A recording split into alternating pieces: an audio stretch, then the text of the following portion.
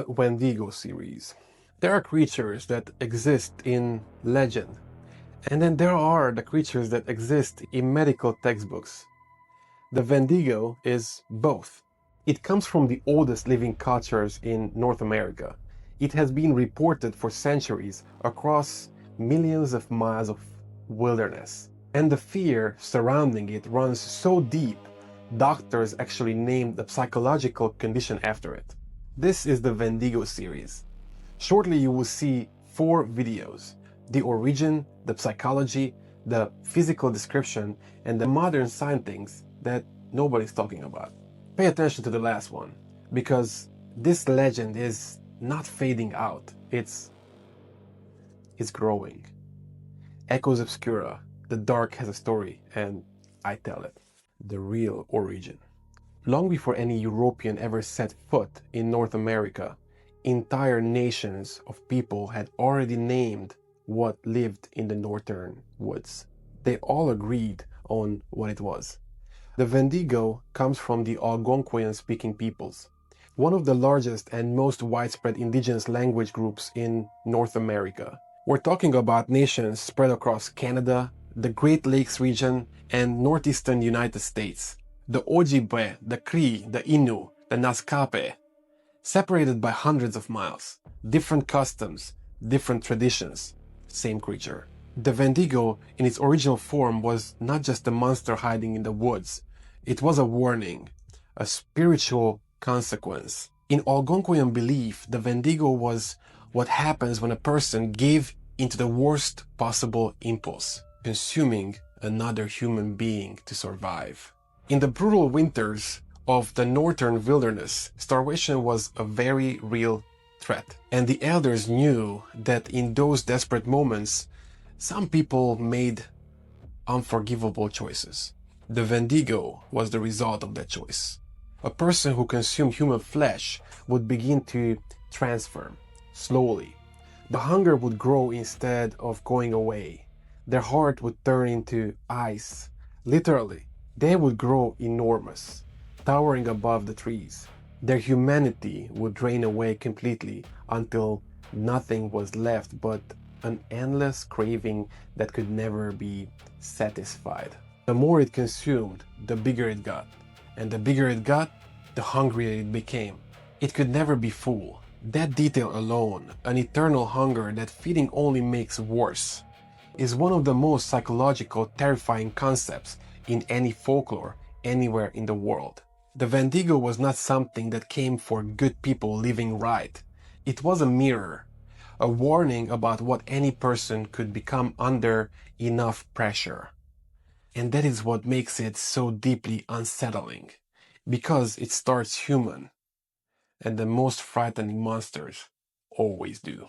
In the 1800s, doctors and researchers working near indigenous communities in Canada started documenting something they had never seen before. A specific type of breakdown where people became convinced they were transforming into a Wendigo. And they were terrified of what they might do. This is real, it's documented, and it has a name. This is the Wendigo Psychosis. It's a culture-bound syndrome, a psychological condition recognized by the medical community and tied specifically to the Algonquian cultures. Patients experiencing it would become overwhelmed by a compulsive craving they could not explain. They would beg to be restrained. Some begged to be unalived before they acted on the urge. They believed the transformation was already happening. One of the most documented cases involved a Cree man named Swift Runner in 1878. During a brutal winter in Alberta, his family passed away one by one. When he emerged from the wilderness alone, he was well fed. Investigators found the remains of his family near the camp. He was tried and executed. But before his passing, he described hearing the Wendigo calling to him throughout that winter. Whether that was a spiritual experience or a psychological break or something else entirely, nobody could say for certain. Another case involved a man named Jack Fiddler, an Ojibwe leader who who claimed to have personally stopped 14 people from completing their transformation into Wendigos. He saw it as his responsibility to his community. When Canadian authorities arrested him for it in 1907, he took his own life before trial. He never once believed he had done anything wrong. These are not ghost stories, these are court records, medical files, real names and real dates. The Wendigo crossed from legend into documented human behavior. That line should not have been crossable. Some legends reach further than they should. The physical descriptions. Here's what is hard to explain. Tribes that never had contact with each other, separated by hundreds of miles of wilderness, describe the same creature. Same height, same features, same behavior, every single time. Let's talk about what the Wendigo looks like. Because across all the nations and all the generations of stories, the descriptions are strikingly consistent. It is tall, enormously tall.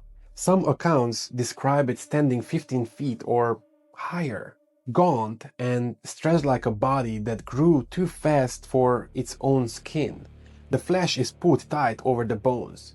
You can see every rib, every joint. The skin is pale, almost gray, or in some accounts, missing in patches, like something rotting from the outside in.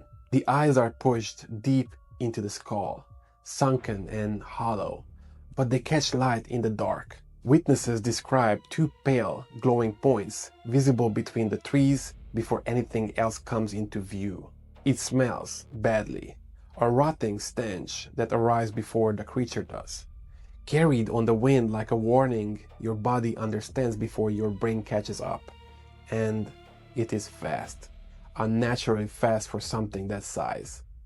Witnesses describe it covering ground in massive silent strides, barely making a sound despite its size. The most consistent detail across every account, every nation, every generation.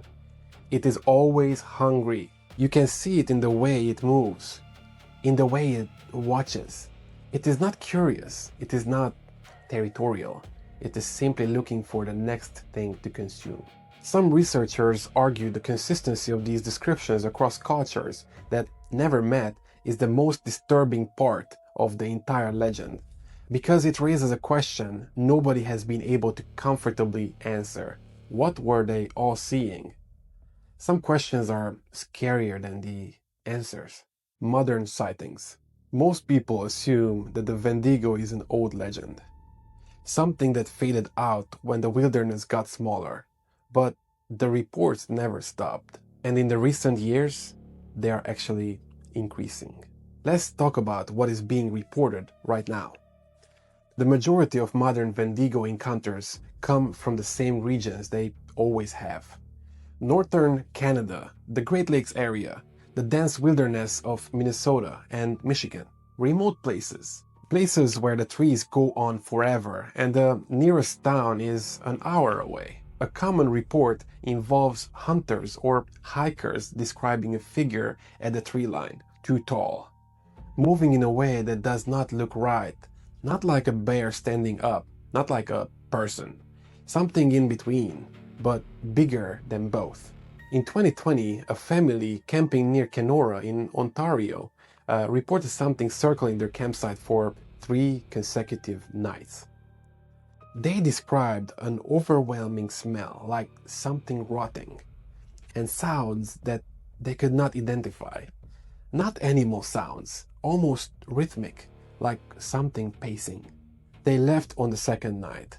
Whatever it was stayed near the campsite. Park rangers and conservation officers in northern Canada have collected informal reports for decades. Most never make official records because there is no category for what people describe. Too big for a bear, moving wrong, smelling wrong. In 2022, a trail camera in northern Minnesota captured footage that spread across paranormal communities online. A large, dark figure at the edge of the frame, moving fast, gone in 2 frames. Skeptics said deer, lightning, camera artifact. The people who grew up near those woods said something else entirely. And here's the thing that stays with you. The Algonquian elders never said the Wendigo was gone. They never said the threat was past. They have been warning about the northern wilderness for centuries. Nobody listened then. The reports suggest something is still out there, still hungry, still waiting. The wilderness is bigger than you think, and you are very small inside it. 4 videos, 1 legend that crossed from ancient tradition into medical textbooks, into modern trail cameras. The origin, the psychology, the description, the sightings. This one does not stay in the past. Subscribe to Echoes Obscura. Follow on every platform, because the dark has a story, and I tell it.